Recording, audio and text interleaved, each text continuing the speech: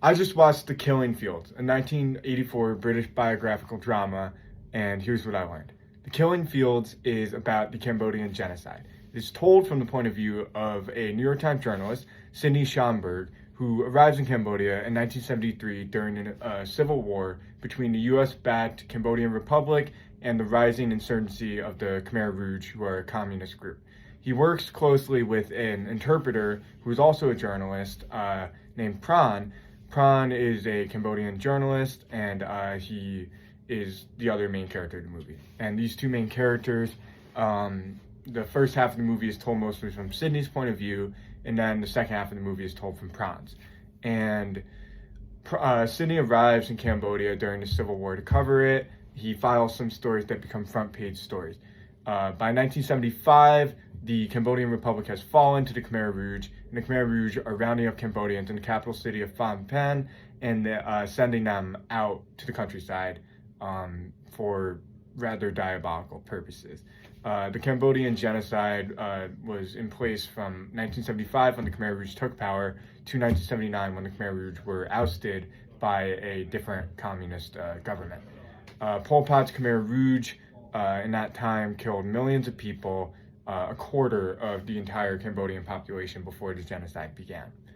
As far as the narrative goes, once the Khmer Rouge take power, Sydney and Pran and some other journalists go to the French embassy, where the Europeans and Americans are successfully evacuated.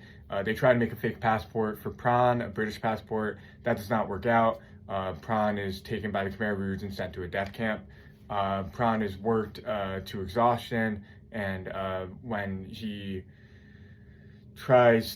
worked to exhaustion, they send him, they tie him to a tree and leave him there to die. He successfully escapes from that, and from there, he has a long journey and eventually makes it to Thailand, where he, escapes, and Sydney comes and visits him. And there's one moment of this film that really took me out of the whole thing. At the end of the movie, they play John Lennon's Imagine. It's really cheesy. I mean, otherwise the movie is very, very well done. It takes this very, very difficult topic, and it tells it in a very, I'm not going to say neutral way, because I don't really think there's a way to be neutral about this genocide. It happened, it was terrible, but it tells it in an objective way.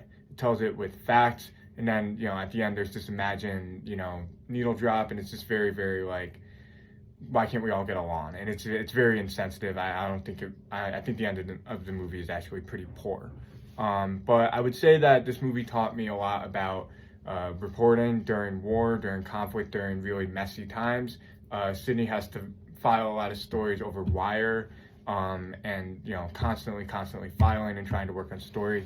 But it's difficult because there's an element of self-preservation, and that's there's kind of a tension there, a conflict, because he has to preserve his own life, but he also has to get the story out. And in order to get the story out, he has to preserve his own life. And in preserving his own life, Sydney kind of does things that you might not consider ethical journalism, right? Because he has to do things that are just basic survival needs, and he has to just it's very complicated. It's very hard to explain to someone that hasn't seen the movie, but some of the actions that Sydney takes are entirely for self-preservation. He hides when he needs to. He helps other people survive and get out. He isn't really an objective observer because he actually has to just survive. And it's the same thing with Pran. Eventually, Pran is not a journalist at all. And when he's in the death camp, his entire ideology is shaped by the conditions that he's living under. And he's firmly opposed to the conditions he's living under because it's a death camp. And so I would say that at that point in the movie, his skill as a journalist is really more just documenting the atrocities that he saw. And it's still objective. He saw these atrocities, he survived these atrocities, but it's hard to be objective when you're experiencing these atrocities. And that's kind of part of what I saw, was just kind of interplay between journalists that are supposed to be objective observers kind of outside the situation itself, but then because this new regime took power and they have to survive somehow, they're automatically placed into the narrative. And that's incredible. There's a great part in the camp. Pran witnesses these children being educated by the Khmer Rouge, and he's talking about how the Khmer Rouge believe in the idea of 0-0. There is no past, there's only the future, under their own unique brand of communism. And Pran says only the silent can survive in this camp. And it's one of the most powerful and impactful quotes in the whole movie. And it's interesting because as journalists, we're not expected to be silent. We're expected to report on anything and everything. But for basic survival, Pran has to remain silent within this camp. He can't speak out against these conditions. He can't speak out against anything. He can only do that once he's in a place of safety.